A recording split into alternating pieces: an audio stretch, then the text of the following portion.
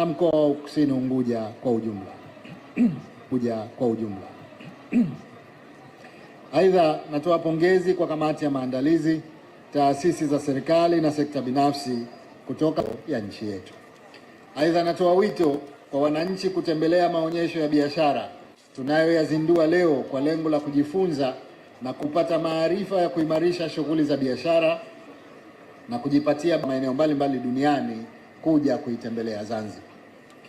Ni matumaini yangu kuwa tamasha hili la Kizimkazi litaendelea kuwa chachu ya kutoa mchango muhimu wa kuwavutia wageni hapa Zanzibar pamoja, ili rasilimali hizo ziweze kuleta tija zaidi na manufaa kwa wananchi na serikali kwa ujumla.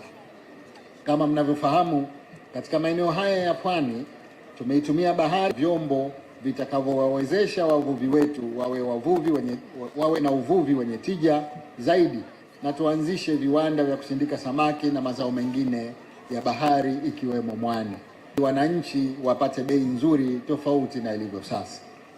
Wageni waalikwa, ndugu wananchi, mabibi na mabwana, mkoa wa Kusini Unguja unazidi kupiga hatua katika uwekezaji, hasa katika ujenzi wa hoteli za pato la taifa kwa ulipaji wa kodi na tozo mbalimbali pamoja na fursa za ajira kwa vijana wetu. Nawahimiza muendelee kutoa ushirikiano na kutumia fursa zilizopo katika uwekezaji, viwanda na uchumi wa bluu.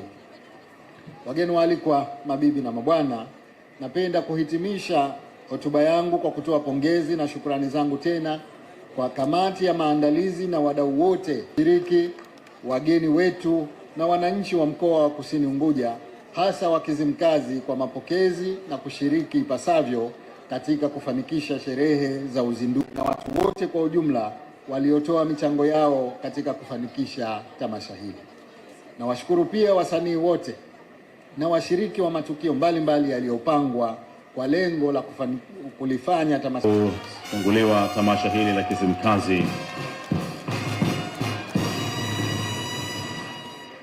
Tunakushukuru sana Mheshimiwa Rais kwa kutufungulia tamasha letu, na sasa Rais umetuambia kwamba utapata nafasi kidogo ya kutembelea mabanda ya maonesho yaliyopo hapa